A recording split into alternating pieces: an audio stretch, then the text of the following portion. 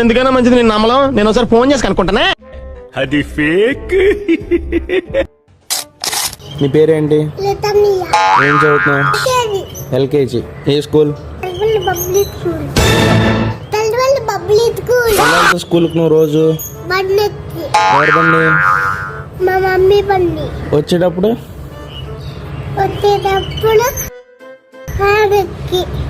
నువ్వు 10 బండి ట్యాంకు.